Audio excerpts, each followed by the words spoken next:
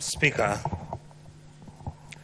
Madam Speaker, I'd like to tell you that I stand here a very sad person, and yet indeed I'm also deeply happy because it has been something that I've been dealing with at a personal level in terms of my responsibility as a legislator. Madam Speaker, before I proceed with saying anything, I would like first of all to mention a few names. I want, just like my colleagues have said, my brother Harun Cheruiyot, I knew you were worthy, but I now know you are much more worthy than I thought you were. You have actually surprised me. I remember once I made a phone call to you and I was asking you, how do we manage this thing of Madam Nyakango? And you said, please tell her to know that we are trying to figure out what to do. And I took the message, and that's when I knew that you are a serious person. I'm proud of you. Keep it up. Madam Speaker, I also would like to mention the name of Madam Nyakango, who's the Controller of Budget, and Madam Nancy, who's the Auditor General, the two incredible women of this republic. If I had my own reward, I would give them.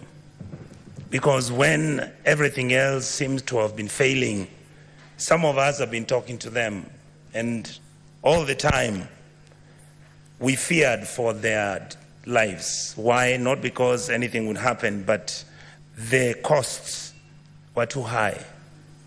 The expectation was much higher. They have done their job, and I'm so happy that this House, which is known as the Oversighting House, has seen the light. My colleagues who are in this House, I'm very lucky because I've lost my voice a bit. I'm lucky because I have the institutional memory. I have been in politics for the last 30 years. Those 30 years I've been in elected politics, about 22. Madam Speaker, the problems, the way Mzee Odinga said, about Kenya have not been started by President William Ruto. If you look at the history, and Madam Speaker, the other day people were asking me, how did you tell that these young Gen Zs are actually going to come to the streets after 1 year? I said, I look at the trend. If you look at independence 1962-3, that was the 20 years beyond where the liberation movement took place. After that, we got independence. It took another 20 years for us to have a military coup. The people who are guiding and who are even within that military coup are not old men like Jaramogi or Charles Njonjo at that time. It was young Gen Z students of the University of Nairobi and young people who believed in the ideal of what Kenya was. The second issue that came up, Madam Speaker, was after, by the year 2002, there was another 20 years. Then you come to 2002 is when Kibaki was elected, is when we have a referendum, is when we have a new constitution, and then we say Kenya is now on the right path. After that, Madam Speaker, we did not follow the letter of the constitution. What many of us have never understood is that your democracy is as valid and as reasonable and as verifiable and is implementable as the people who are willing to follow and implement that constitution. We have completely failed our people. And that is why when the elections took over and we had challenges, and that is why when you look at our country and the crisis that has come up, when you look at the issues which are bedeviling our country, you realize that we are on quicksand. Unless you have old men and old women, people of dignity and decency, people who have got wisdom, people who are not greedy to fix this country, we will not have a country very soon.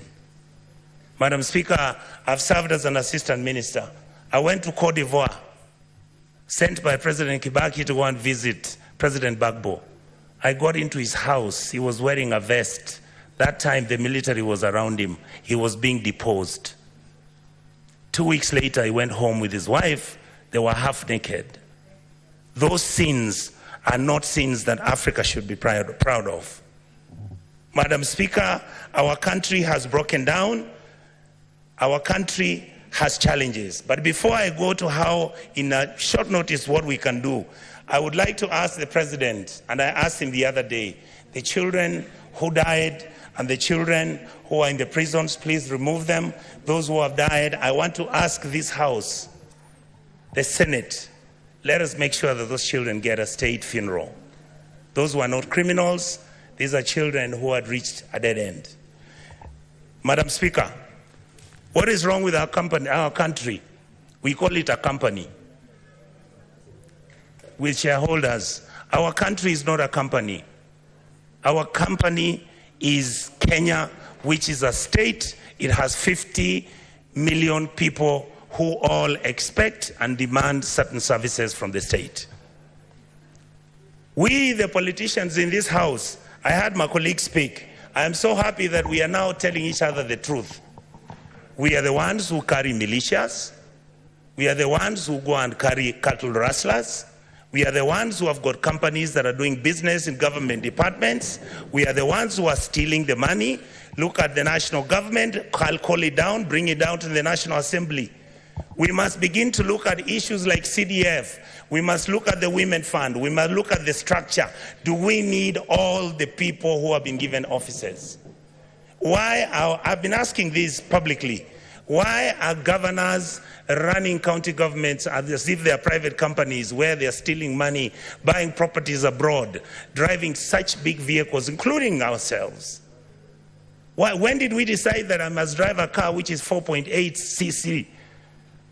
That at 3,000 cc is not good enough. When our children don't have medicines, when our women are not giving birth, when we can't feed our children, when we buy fertilizer, we deal on it, we sell some of it, we sell mchanga. We are bringing in maize when we are supposed to be planting maize and giving farmers fertilizers and giving them funds so that we can get production and increase that, so that we create jobs for our people. It is we politicians who go and buy 2 million metric tons of maize. We come and sell. We bring 3 million metric tons of sugarcane. Mumias is dying. Chemelil is dying. Sony Sugar is dying. Those are factories that used to employ people. Who are the biggest dealers of investment companies in Kenya? We, the political class.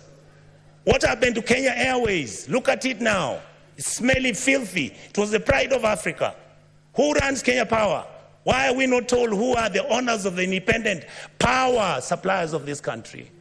Why are we not being told who owns our national parks? But you hear money is being stolen by none other than the elite and the political class. These people out here are tired.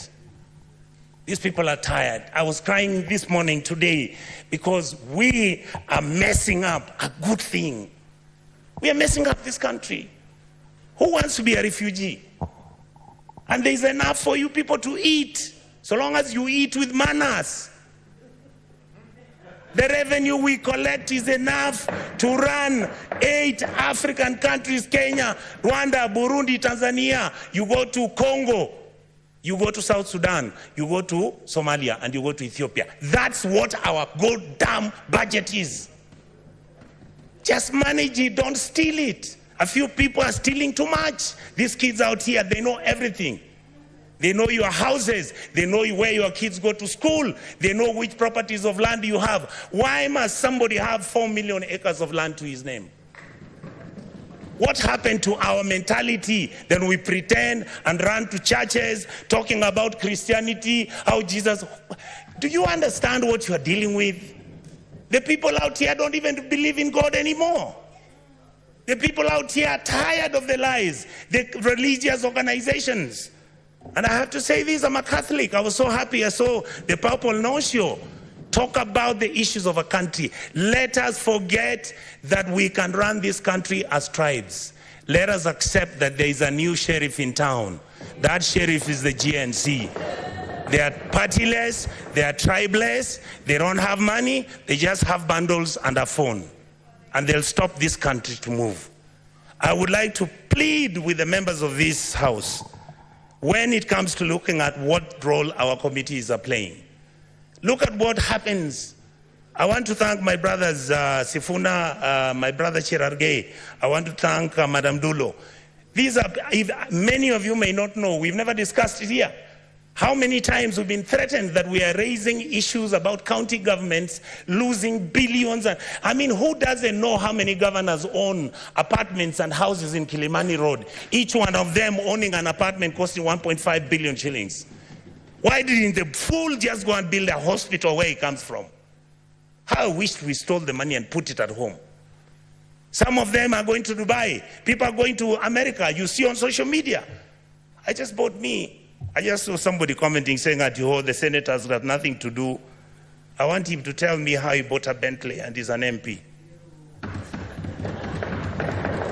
Explain to me, how does somebody, I mean, the truth is, I'm born with advantage and privilege. That is the truth. I saw my father driving a big car when I was a small boy. That is not what drives me. What drives me is, how do you get a member of parliament driving a Mercedes that costs 49 million shillings? And we are watching, and that is normal. And it is okay. And it is okay. Shame on us.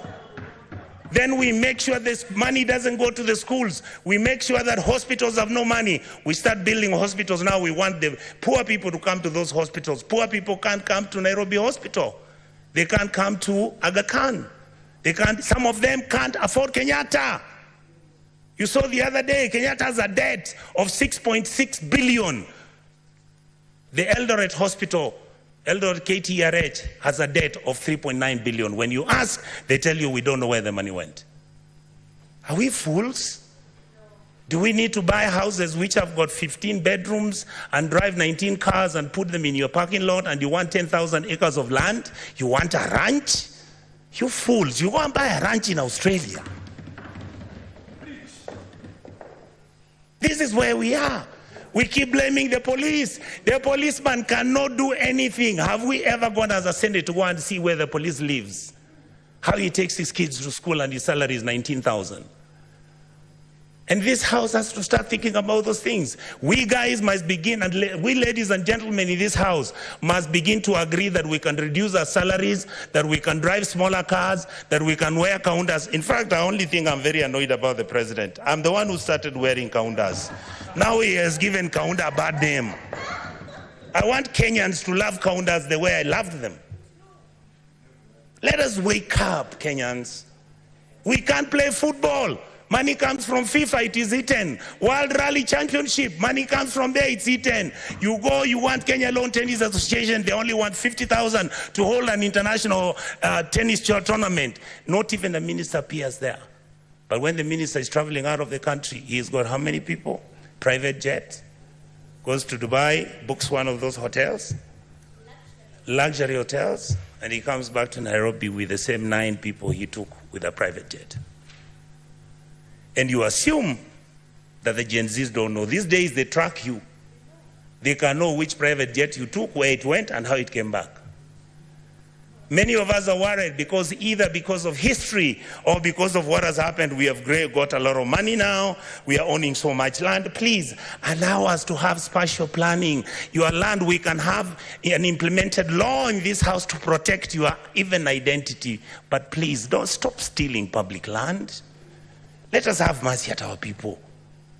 You saw people from Eldoret and Kakamega talking about, oh, our chambers which our grandfathers left for us. Now you guys who are MPs and senators, you come, you chase us away, and then you throw us into court.